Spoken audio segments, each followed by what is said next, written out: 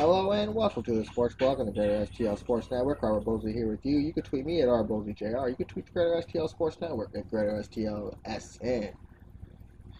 You can find us just about anywhere. You can find us on YouTube. We're on iTunes now. We're on Google Play. I've got this thing rolling a little bit, and then I stopped it, and then I started, but then I got it rolling a little more. I stopped it, then I started. But hopefully with this new app I got, it automatically sends it to Google Play and all that for me. So I think there's two Greater STLs on Google Play. Whatever. We'll get there.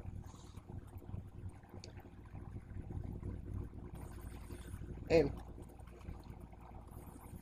this is one thing I actually do miss is doing this podcast. And we're going to talk sports. Don't worry. We're going to get to the Blues. We're going to do that. We're going to do our thing. We're going to talk a little bit. We're going to get the weird news. It could be 15 minutes to talk weird news, all Blues. It could be an hour of each. It could be a half hour. You know, it's just how this is going to go.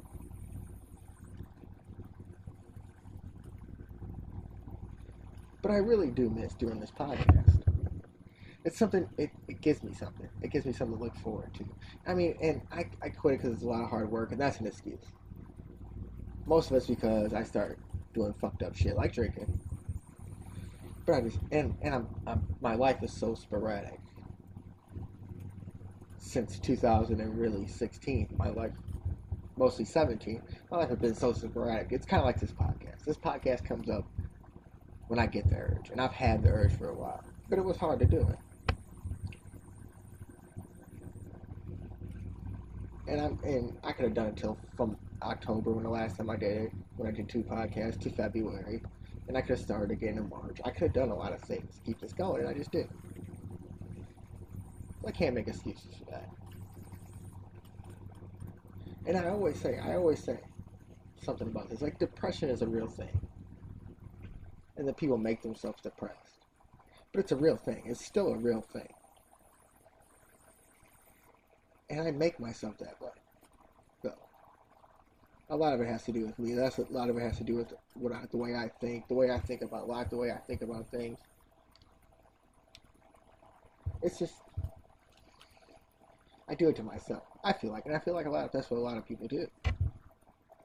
And I'm not saying that anybody that doesn't feel that way, you have your own opinion, be you, do you.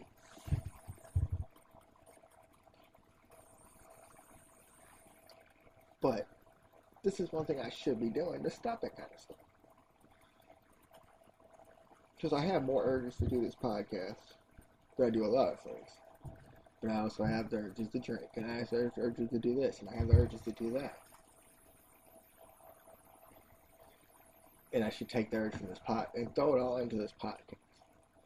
Because even though it is a lot of work, it's a lot of fun. I always play around and say it's the best podcast nobody listens to. Because I don't just always just talk sports. There's times when I get on here and I want to talk strictly sports. There's also times there was times when I was doing it 3 days a week, and that wasn't for very long. It was maybe for 2-3 weeks. But I was talking about religion. I was talking about life. I wasn't talking much about. I don't talk politics. That's one thing you'll never hear from this show. If you're into this show for politics, then you're into the wrong show. Because I might be opinionated, but that's just things I don't argue about. Religion I can argue about. I have what I feel are facts about it. I don't have much facts about politics. I don't have facts about anything, to be honest. But if you're going to have a conversation about it, the only way to do that is express your opinion in a meaningful way, which basically means state what your beliefs and facts behind it. I mean, I did a podcast on me saying the word no. Like, I need to say the word no, and I still say that all the time. Like, I have a hard time saying no. I had a podcast on when I took stuff for granted. So, it's something that I can literally, whatever I want to do, I can do it, and that's the fun in it. And it should be given a lot more energy to. Because then I put my energy towards Facebook, which I got rid of that. We're gonna find a way to get Greater STL back on Facebook. We'll figure it out. I'm just not gonna be on there. because the things that I do on that site, and I don't do it on Twitter, which is the weird thing. I've had Twitter way longer. I might have said some crazy stuff in the beginning of Twitter, but nothing that I say on Facebook. It's apple and oranges.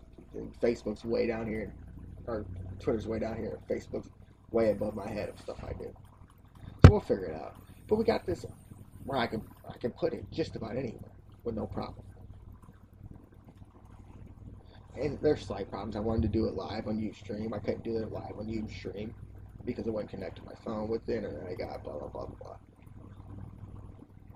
But there's multiple ways to do this. And so you just got to keep trying and trying and trying. And I keep trying to fuck up shit instead of keep trying and trying and trying with this podcast.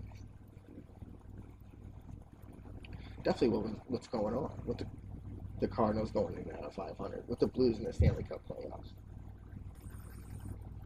MLS coming around. The XFL. I haven't even got. It's been so long since I've done this podcast. I haven't even got to talk about the XFL, which we might get into. We might not. Yeah.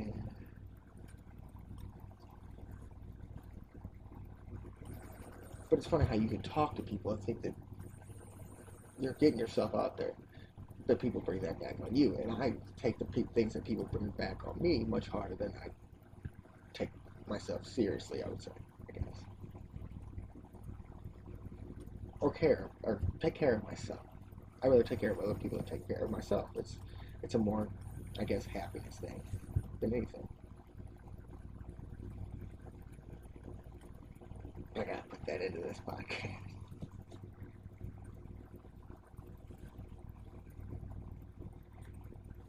And that's not the only excuse. I can't just blame what I do. I mean, it's what I do still.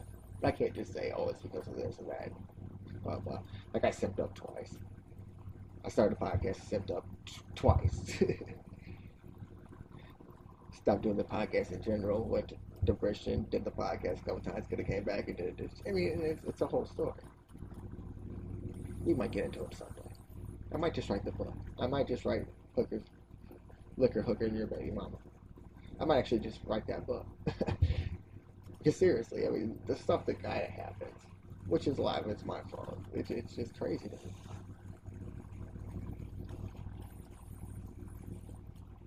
And a lot of the stuff that's happened in the last few years, I'm out of control of a lot of it. And I'm used to being in control of what I do. And then where a lot of that's made by my decisions, I do something stupid and it puts some things out of my control.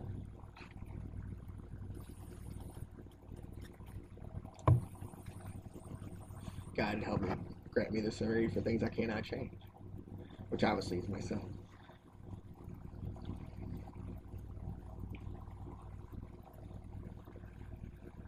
But when you keep trying to fix these things with doing the same things, they call it insanity. And that's what I keep trying to do. If I can't get this, I go and do this. If I can't have a bunch of people rolling in and out of here and just hanging out and just doing about it, I'll just sit here and drink by myself and fuck everything up by myself. Like it's kind of an insanity thing. Like when you and my brother were joking about it, but we were probably both like semi-serious. Is I kind of need a babysitter around. If really, I just need like a person to come up here like once a week. Just come up to the apartment and say, no, just no, like no. Because obviously I can't do it, so I need someone else to do it for me. You know what I'm saying? And like it's hard because when I really think about it, I never lived on my own my whole life. My first apartment was with friends, mom and dad. Got with Amanda and the kids. That's 9 years of that straight. Get out of that situation. I'm living here to there, but I'm living with somebody. Go back, live at Will's, go back to DeSoto, live with Casey, go back to DeSoto, live with Will. And then when I first moved out here, living with my aunt and uncle, which God bless them, they're the greatest people in the world at that time. I mean, and then they're coolest people ever. We just, at that time, I really needed it. They came through, and that's what's up. Love them for that. Always love them for that.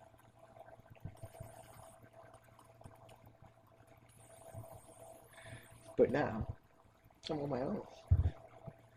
It's funny. It's kind of hard to figure yourself out when you're on your own, and then you kind of start learning that you're not very good at making what I call executive decisions. You're not really good at saying no to yourself.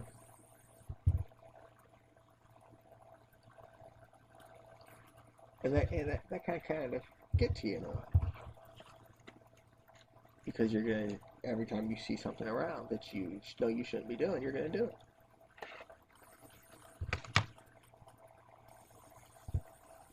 And sometimes it's good because I have more control over my attitude a little bit. There's not many things, there's not people that can piss me off. Like I go to work happy, I work down there, I'm happy, chill, everybody's chill there.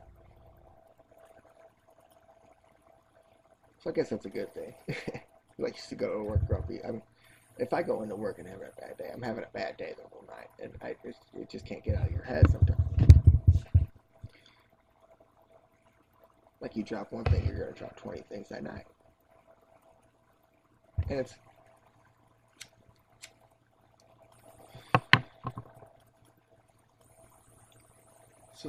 so it's kind of like I can control certain things, but I can't control everything.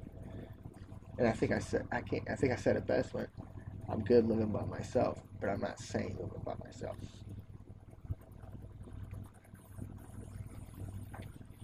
Because now I got a lot of thinking about myself and thinking like, damn, how did I get into this position? And when you only put yourself in bad position, that's when it starts. Like you're like, damn, I did this, damn, I did that, damn, and you had a lot of time to think about it when you're out running around doing whatever the fuck you want. You really don't give a flying fuck about it.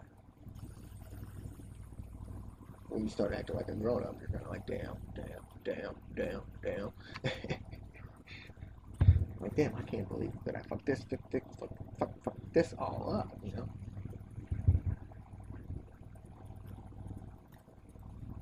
And then it gets me into that depression state to where I don't want to do anything. Like, when I was in that state, I got sick. And, like, I'm fucking pussy when I get sick. It's no joke. Like, I'm literally, like, a crybaby.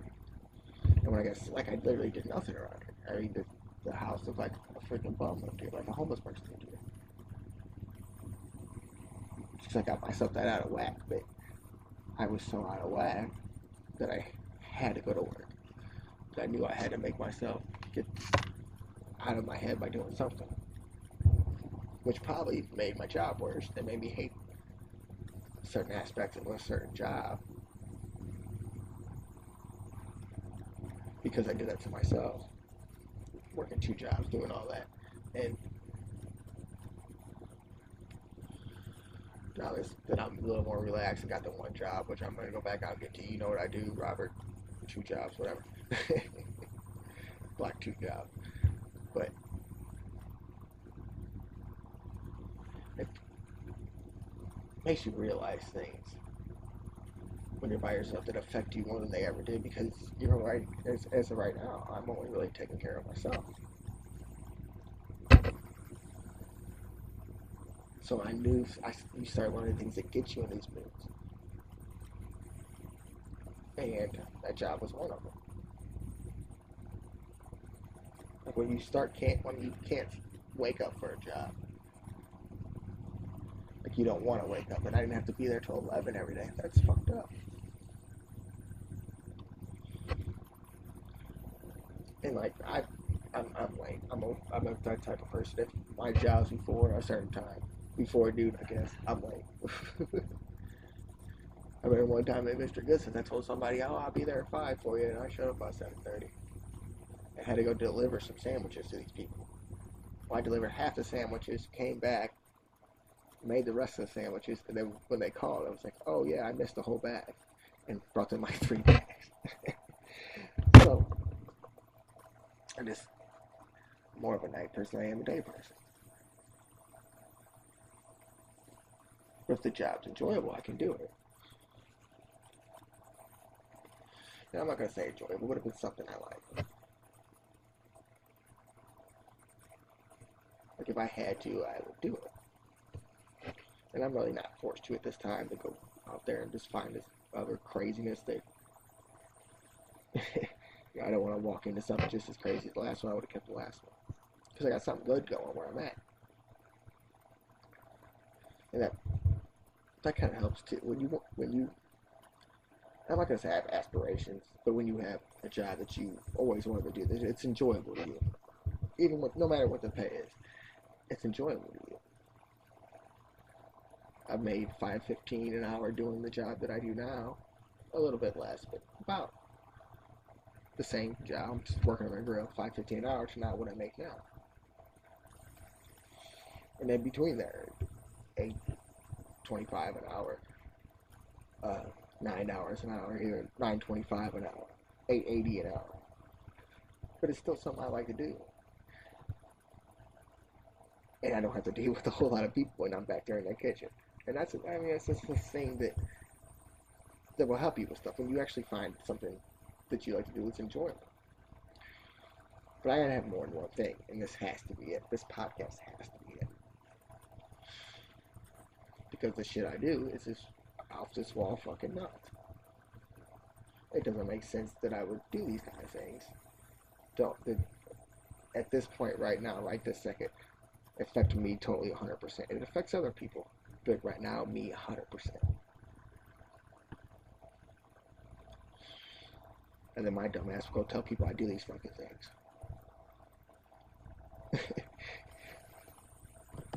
Because that's my problem. It's like I have no problem putting myself out there. I have no problem. And I say it in funny ways. I say sabbaticals and vacations and all that. But I've also said what sabbatical means and what vacations mean and all that. Sabbaticals are here, vacations my 4 months in heaven, we'll call it. Which should probably be 4 chapters of what happened every month from November to about February. And even the months after that. The 2 months after that could be a whole other chapter with Glory and Johnny. And I focus on that stuff a lot enough. I feel like I make bad positions and put other people in bad positions. Never really thinking that other people cause their own consequences, but I could have helped them solve them consequences before they made them. And that's on me. And I know them. I just can't stop it. Like I wish that a lot of things could change. And then I feel like that at some point I had the ways to change them, knowing damn well that I really don't have the means to change anything. Definitely in the situation I am now. And I tried with the trailer thing that was hoping to get all that going. And it was a total fuck up on both our parts. I can't blame her for everything. I can't blame me for everything. I accept what I did though. And that's the realness of me. That's the logicalness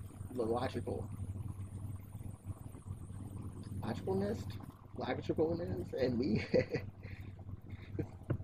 It's just that I know that when and when not to accept what I've done. And a lot of it, I have to accept that I've done this. But I haven't done everything. But you gotta be you. You gotta tell yourself that you did these things. And the problem is with me is I put my heart into it before I put my mind into it.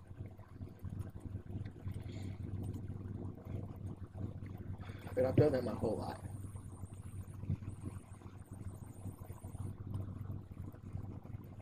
Because I put myself in positions to where, I mean, I could literally go to jail where like people are telling me that maybe you need it. And make you the right way to start thinking the right way. Like, damn, you need a little wait time. No, I need to stop fucking up my head time.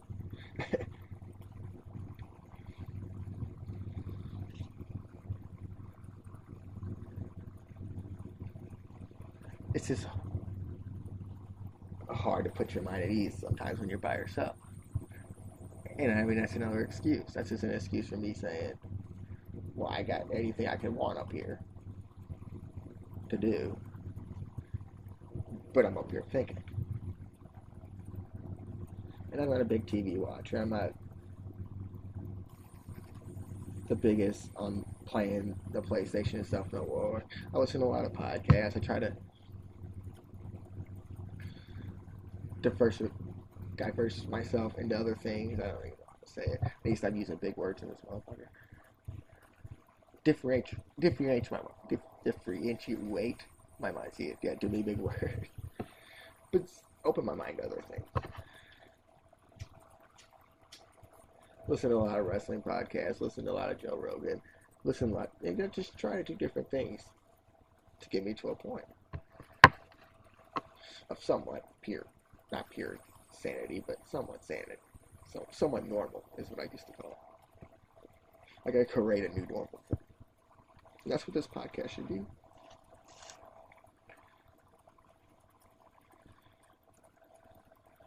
But don't get me wrong. Like, I'm out here acting like that I'm just out here going nuts, and no, I've gotten to the right mind about things. I've gotten to where I can tell myself, hey, I mean, you're not gonna do this tonight, or hey, you're gonna, like it's talking to yourself without talking to yourself, which I talk to myself enough, so I hope everybody don't see it. But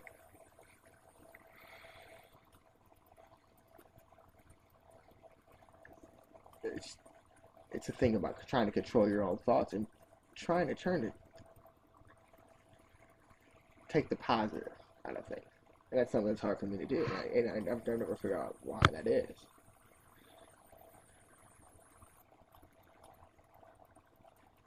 But it's something I'm starting to learn. Like, hey, I got this. Hey, I got this. Most people don't have this.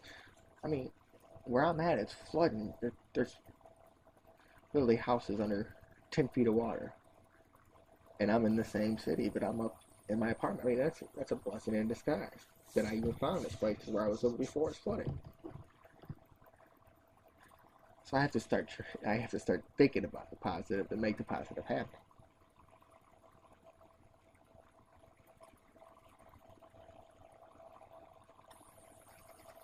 But with me, it's a good thing because my mind's always steady that, hey, you're not. I have to work. So I give myself that break because there's a lot of people that go in these stages and they go get medicine and they're living with their parents and blah blah. Which even if they're not living with their parents, they're living on the state or blah blah. And some people don't get the medication for it. They're living out here in the streets. So at least I'm somewhat there in the middle. I'm just a normal fucking person. And that's the way I gotta think about it.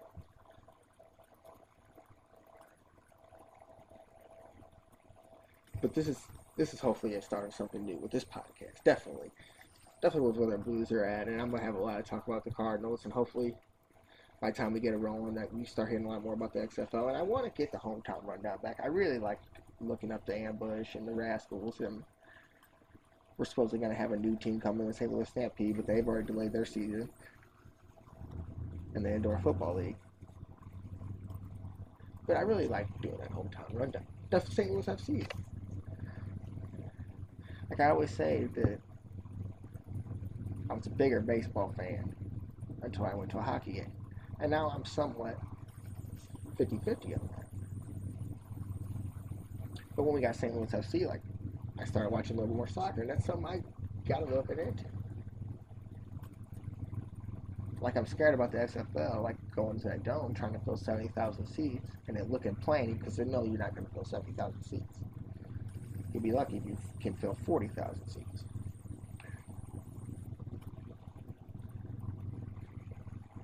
And at first it's going to be something new. It's going to fill up. It's going to do all that. But it's also going to be something in MLS down here. This is a big soccer town for people that, like, don't understand it. I mean, SLU soccer team's always one of the best in the year. We got a lot of players out there that came from St. Louis. They're out there playing professional. Just like in hockey. I mean, over the past few years, you hear these players get drafted. The Kachucks, which is St. Louis, I guess. Clayton Keller. We got a guy in the booth with Joe Vitale who was playing in the NHL. And there's a lot more of them. And I should have looked this up if I was going to rattle at all. I didn't, of course. It's the thing what that podcast is about. But you see how certain sports can grow. Definitely when there's more out there. Definitely when the Blues are playing good and they start building nice rinks around the city. You can build something in the city. And it's happened with soccer over the years. And now St. Louis FC, who you really don't know what they're doing. You don't kind of know what their financial situation is and everything. But they bring 4,000 to fill up in the stadium, and they do it a lot. And from watching the games on YouTube, from watching the games on Channel 11, it looks like it could be a fun place to go. If not, you just go to the Budweiser Beer Garden and you make it a fun place to go. But like just going to hockey, like a hockey game is a fun experience. It keeps you going. Like you don't have the in between like you do in between batters or in between pitches or timeouts and all that. Like baseball can be a grueling sport to sit in the stadium and watch when I can watch the same thing on TV. That's the totally opposite with hockey. Hockey experience inside of there is way different than experiencing on TV. And that's what's cool about it. That's what's cool with doing what the Blues are doing with this run.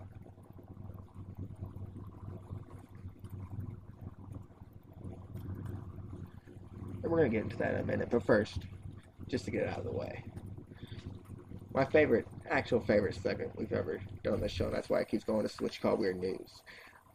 From Fox News, one audience member at a Florida stand-up show couldn't take a joke. Comedian Ahmed was performing in Naples, Florida, when he made a joke about Islamic terrorism, promoting someone to call 911. Clap if you're from the Middle East, Ahmed said. All right, we have a handful of you in here. It only takes one of us to tell a joke. This right crap corrected one audience member to call Collier County Sheriff's Department to report Ahmed. He claimed the comedian also joked about starting a terrorist cell. I mean, it bothered me, and I yelled out, and the paddy wagon is going to be outside to get all of you. Then I called and said, the call was released. Okay, I messed that up. Sheriff's Deputy showed up to the club to speak with Ahmed before his Sunday set. Nothing I can remember sparks anything in my mind. That's why I said, wow, that was way off, the club owner said on his Twitter. People are crazy. Like, you really think like some comedy who's running around the world is going to create a comic stuff?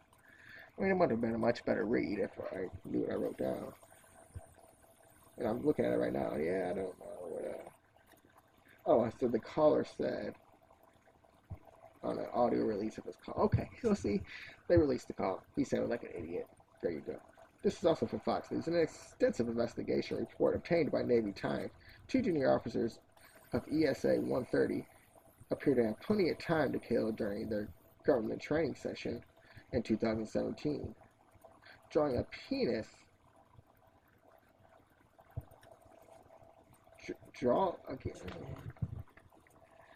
The officer said that would, draw a penis in the sky, one officer said. The other said that would be awesome.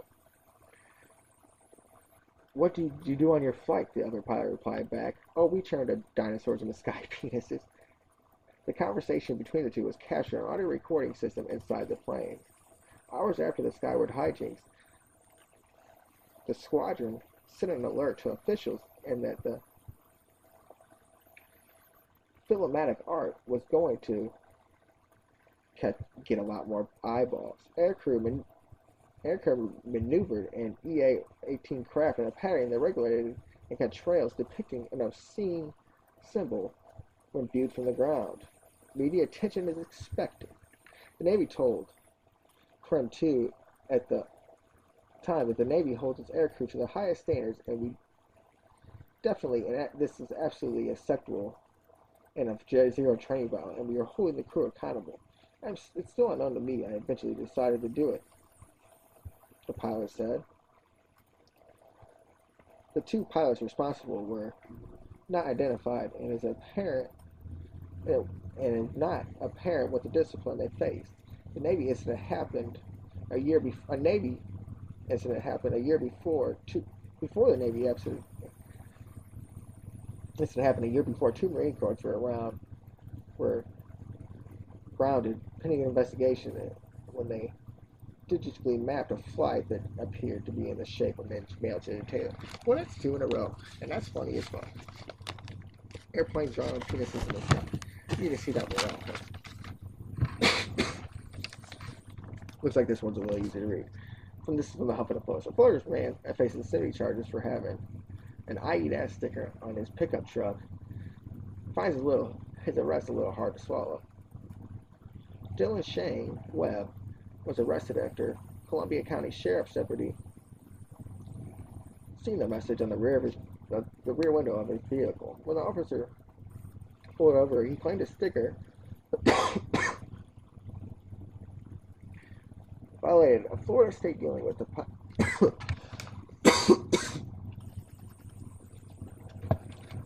It's a bad time to do a podcast when you're thirsty, huh?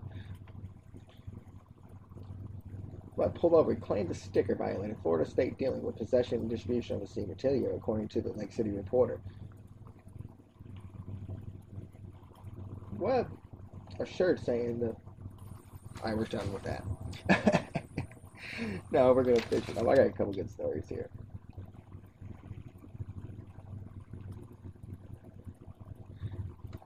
Webb disagreed, saying that the message was just words. The deputy then gave Webb a notice to appear in court and took a photo of the back of the window as evidence.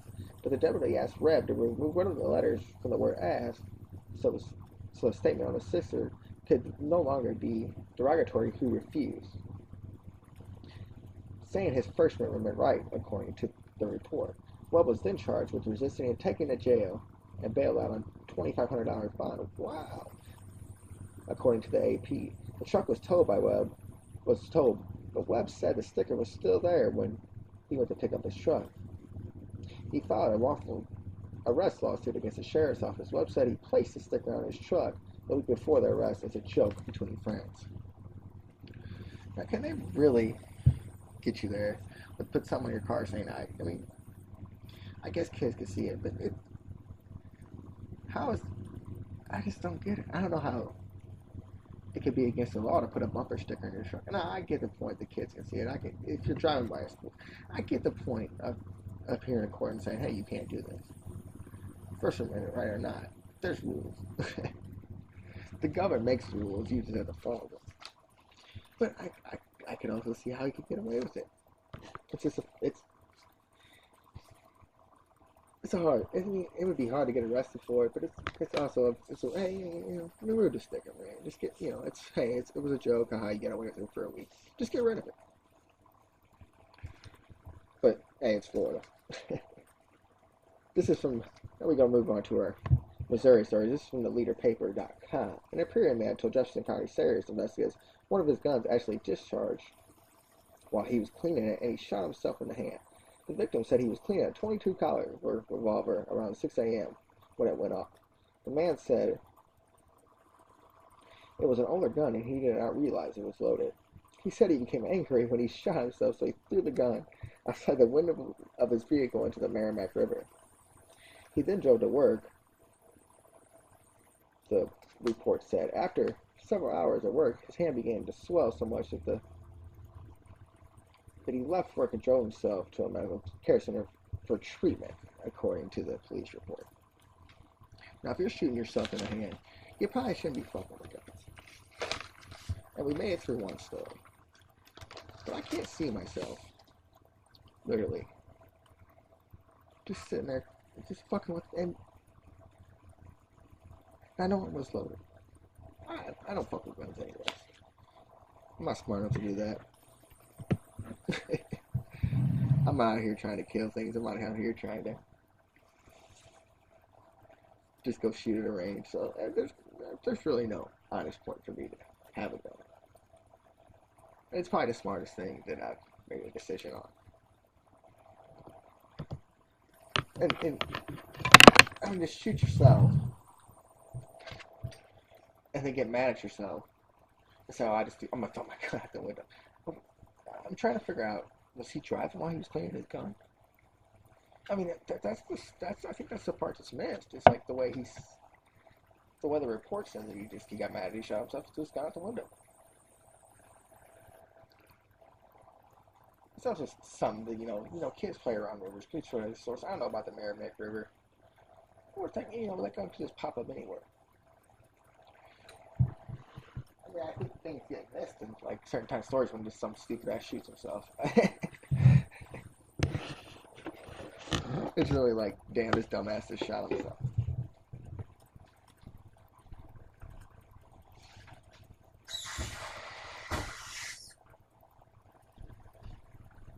Alright, our last story is from the RFT, or Fun Times, of course. A fake lawyer accused her a fake lawyer accused if she found her way into a public defender charge was forgery, theft, and impersonating an attorney. Kelsey Miller was taken into custody after it was revealed that she had been practicing law for more than 7 months, despite failing the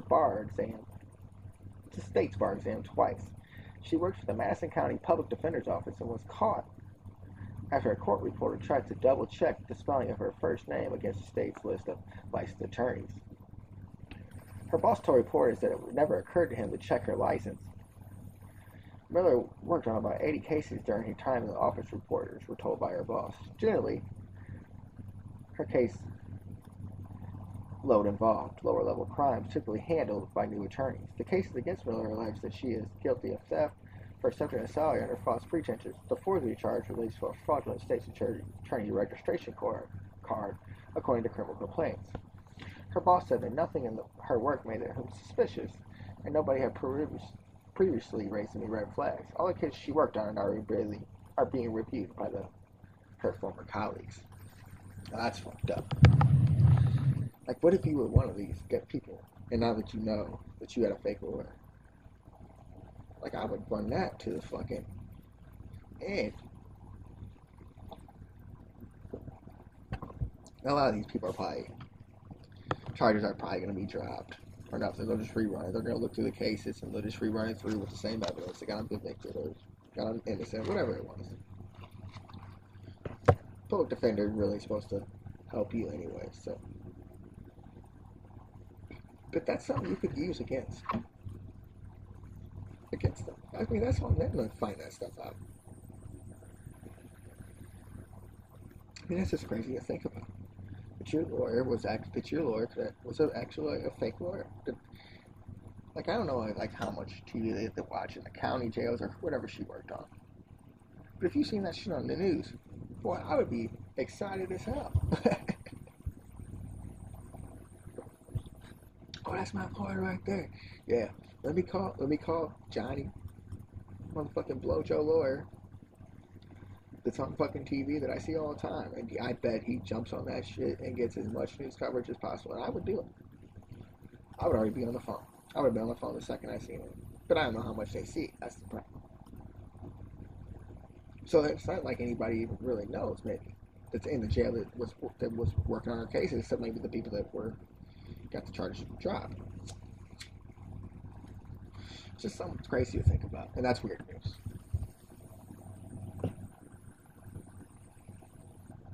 Now,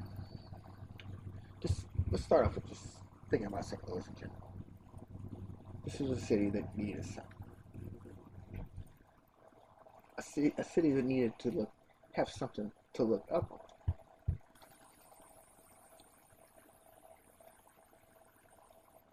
And goddamn if it ain't hockey. I mean, an ESPN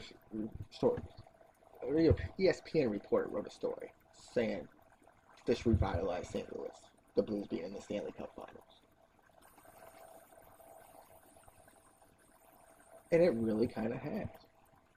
I mean, if you think what they were in January to where they are now, I mean, this to me is like where they're at now. Is that they won the Stanley Cup to me. This is all you could have hoped for. But to see the watch parties, to see that the stadium fill up, to see the streets fill up, I mean, this is like a whole new thing, and you're not hearing about much crime going on down there. I mean, it's like a whole different thing has changed for a city that needed it.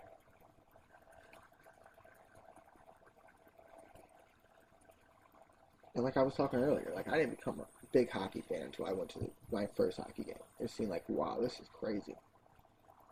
This is a cool ass sport.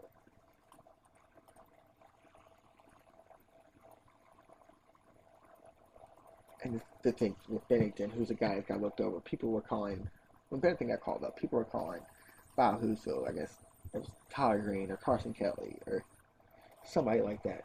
Ty Ratty, maybe, if you want to go Blues. If people wanted Vile Huso up here over Jordy Bennington, and look where you're at now. I mean, that's how bad it was. And I've never been a big fan of Jake Allen. He has saved us at times during big games. But he just didn't have it this year. And just to think of the goalies that you lost with the Carter Hut, even losing Brian Elliott. You tried to get with Brian Miller. And you kept coming back to Jake Allen, and it seemed like something that the Blues didn't want to do. Your backup goalie was Chad Johnson at the beginning of the year. Anybody heard from Chad Johnson? And I'm talking about the goalie, not the wide receiver.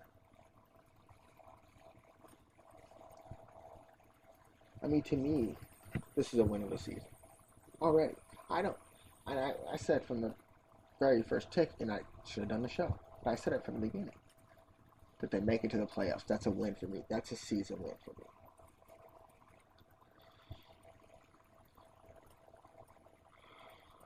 They were fighting on the practice ice. They were fighting. Stanford and Bertuzzo fighting. That's what this team was doing. Then you get Leia, you get Barclay. It's just like something like you feel like should happen now. But so much has happened. But it's already a win of the season. And I'm saying this after they just lost Game 6 and like they have a chance of losing now, and you're so hyped after they win Game 5.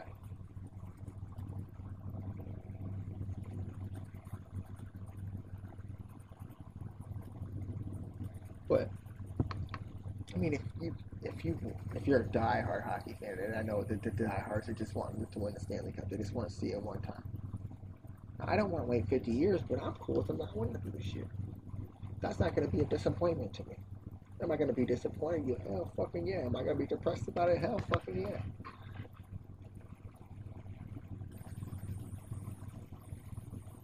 But from Jordan Bennington on down, from when you started the season to now, it's got to be a win. And there's a lot of unsung here. There's a lot of players that people don't talk about until they do something big. But Pat Maroon has been big. Tyler Bozak, Alexander Steens playing on the fourth line. And I'm a middle fan with Steen. The last few years, he hasn't been my best friend. But he's playing on the fourth line on the Blues. You got guys like Robert Thomas up there, Oscar Sundqvist, Ian Barbashev, Sammy Baez, or Sammy Blaze. I don't know. But this is a true team. And I heard someone say it on the sports podcast. Listen, this team doesn't really have any Hall of Famers, except maybe Tarasenko. And I might even say Tarasenko. But this is an actual team. And it's been fun to watch.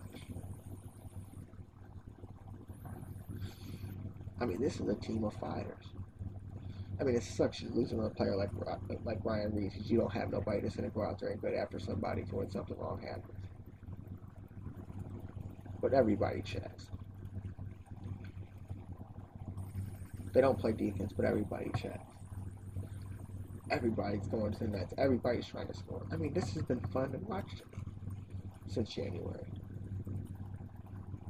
It kind of sucks that it seems like I'm going to say it's already ended. But we're in June. The Blues had never played in the June. Or did you see the watch parties down at Scott Trade Center for the games there in Boston? The games before that were in San Jose. And I don't know if they started in Dallas series or not, but if they did, it was probably full then. I mean, this is really taking over an area that needed something different to take it over.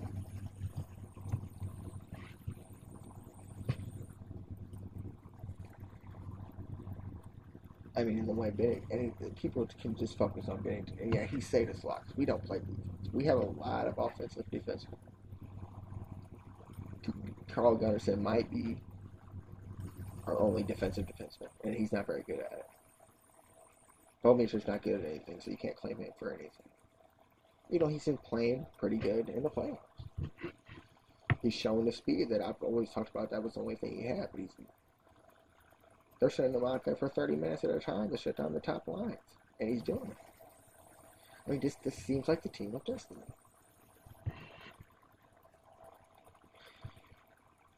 And it's so hard because you just get them up and downs, up and downs, up and downs every time. They're going to game 6, game 7 every time. Like, it'd be nice. It would have been nice just to get a sleeper day, just to take a break. But it's kind of like a cardiac thing. The cardiac Cardinals in 2011, the cardiac Cardinals in football that I've never seen, but I heard about. The ride's actually been kind of fun for what's gone on with it. And what can you say about that? I mean, what can you say? The dude is just all out amazing. Just all out. Just everything that this team needed at that time. Jake couldn't do it. Jake needed a little bit of defense in front of him. We didn't have it. Benjamin has literally taken over this team. He's literally saved this team from nothing. Every time, too. I'm not just going to say it when they were down there, but in the playoffs, even if you're up 1-0 in the game, he's saved this team from losing games. He's had one bad game in the playoffs. No, he allows in a lot of them Jake Allen goals when he allows a goal. But when it's time to get down, he gets down. And that's something that we need at that time. James Schwartz has transformed in the playoffs to a whole different player. He wasn't really playing bad. He just wasn't putting pucks in the net. I think Pat Maroon was a little hyped up about coming home and was playing a little different style than he is now. He's still playing that hard style, but Pat Maroon's not just that guy. He's like our David Backes, who love him, hate him, Robbie, whatever. David Backes could have been a good goal scorer in this league, but he didn't have that top guy that could go out there for 20 minutes and grind like he did. They would go out to the front of the net and take pucks to the shins and all that. They would go out there and get the checks. They would go out there and stand up for their team. And yeah, he only got, maybe 20 goals a year. But he could have had a lot more. He did a lot of things different. It's kind of like when I feel like sleep on Pietrangelo. I feel like he does a lot of those things. Not as much as Back is, and he's a little softer than Back is, but he doesn't have to do that anymore. Now we got Pat Maroon. And I feel like Pat Maroon's that guy that does that. And I feel like Pat Maroon could have had a better season if he wasn't going out there and just trying to just hunt down everything possible because he was coming home to the home team. And I think that's what happened. I think he got a little skittish about coming to the home team and just trying to live up to the expectations. And I feel like that about the whole Blues team. I feel like that's what happened in Game 6. He kind of just flew out there and got a couple of little knick-knack penalties, and look what happened. And I feel like that's happened a couple games in every series.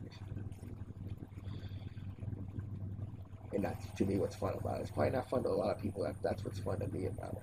It's a roller coaster, and it's been a fun one.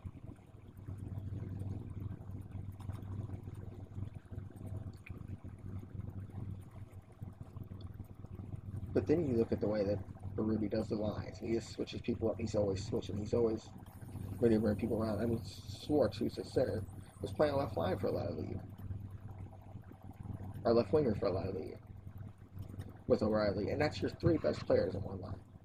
Schenn, O'Reilly, and Tarasenko. But it jump-started something. It jump-started James Schwartz going down. And getting on a different line. Which now he's moved up to the Tarasenko line. It got you to see Robert Thomas. It got you to see the Ian Barbashevs. Got you to see the Oscar Sundqvist. It's got you to see Steen. Got Steen to play a whole different role. And instead of having to be that guy that has to do something, just being on the line to show this veteran leadership. Instead of having to be that 30-goal scorer guy that everybody thought and needed him to be. And it's mostly because you got goaltending. but they've learned their style.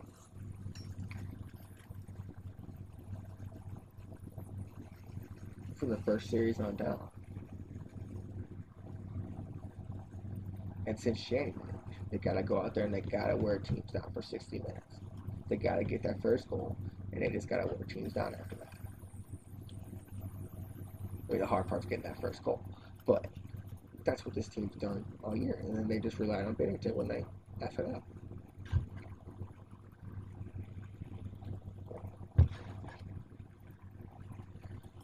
Like, I love Parayko, but he's an offensive defenseman. I mean, there's a lot of people I've seen skate just right by Parayko. I've seen it with Pietrangelo. You've seen it with all the defensemen. And they kind of shut it down in the series, which is kind of good because Boston's that kind of team that goes right down the middle. And that's what you could just do against the Blues. You could just go right down the middle. Get a free shot on Jake Allen. You can't fault Jake Allen totally for what happened at the beginning of the season. And that's me not being a Jake Allen fan. But you can't fault him for it.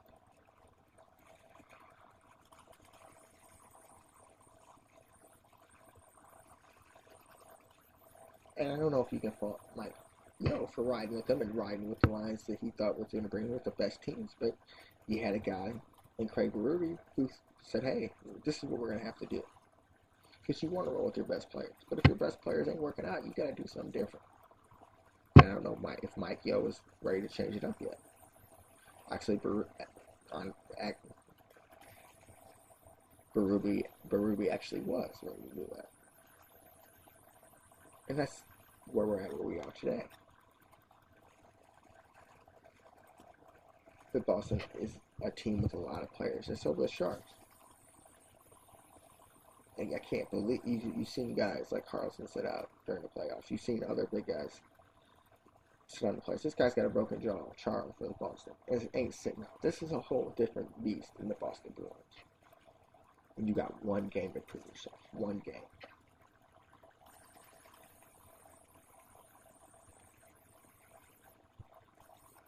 And people have been saying, oh, it's a Western Conference style. That's why the Blues have been beating up teams. No, that's their style.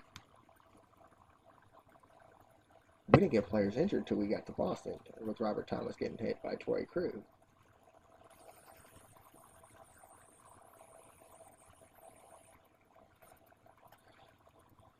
So we've hit a different beat. We hit a different animal. But boy, we look good at times facing that animal. We just got to do it for one more game.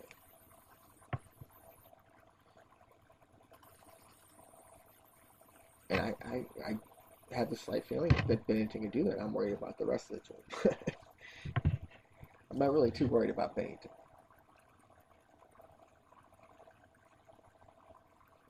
I'm worried about the Blues flying out there and getting them choppy penalties and putting themselves in a hole early.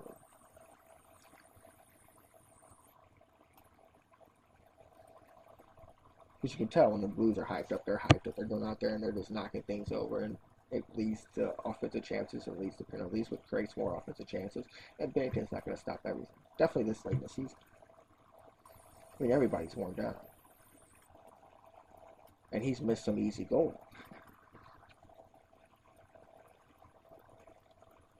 But that's because our defense sucks. We're giving him the chances. But he's missed some easy ones other than that. And it's kind of good. You kind of feel good about the 2-day break now. Like, I didn't like the 2-day break thing because I felt like it wasn't a quick enough turnaround. We weren't going to stay in the same game. But it just gives them one more day of rest in the game 7, where you have to go all out here. No matter what happens, it's over. So you have to go all out here. And I don't want the Blues to be that hyped up that they've been when they're trying to go all out to lead to things that have happened. Like they happened at the start of the season, and that happened that got them down in certain games in each of these series. The series have kind of been like the season almost. Like where you do stupid stuff to put yourself in the position to allow 5 goals.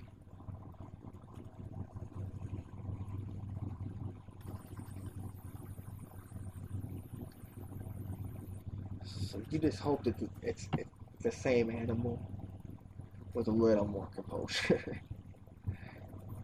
Because I like seeing them go out there hitting. I like seeing Barbershop go out there hitting. I like seeing Sunfields go out there and hitting. I like seeing Tarasenko going out there and hitting. Just can't lead to stupid things. Because it's one more game.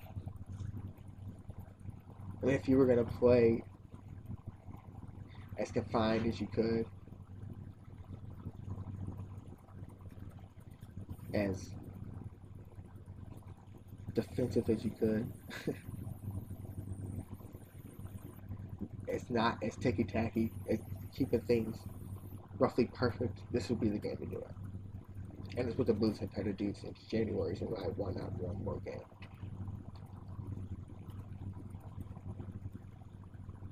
And you always got to look for things in this game. You got to look for the unsung heroes. You see Thomas coming back now after the injury. It's going to be a guy like Bozak. It's going to be like that guy that won the Chicago series with Troy Blau.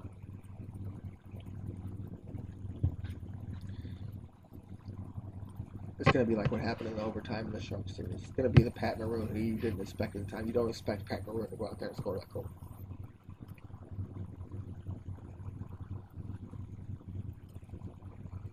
So the Blues just got to come out there and they got to play their game, but they got to tighten it up. And that's the only thing that you actually have to worry about.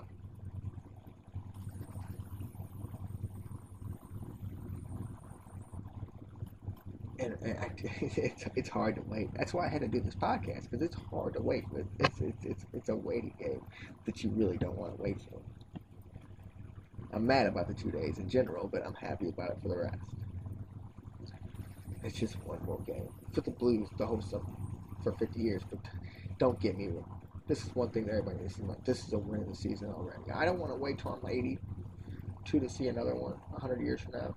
But I'll take this. This is what I'll take this every year. And I'll definitely take it. Probably not every year. I'll take it this year.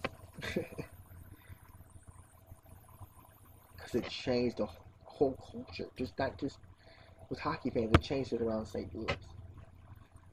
And it's kind of good. Because the Cardinals suck. It's taking baseball fans away from baseball. Where people aren't even really talking much baseball. What's going on with the Cardinals. It's just one more game. Well, it seems like we're on a time limit here with the new recording system, so we'll figure out something about that. But I think we had a good one tonight. So, for Lori, R.I.P. For Johnny Free, my homie. For my grandma Hicks, I love you. For my grandma Bowlesby, R.I.P. For Jake, Maddie, Zach, Amanda, and Joe. This has been a Sports Blog live on the Greater STL Sports Network.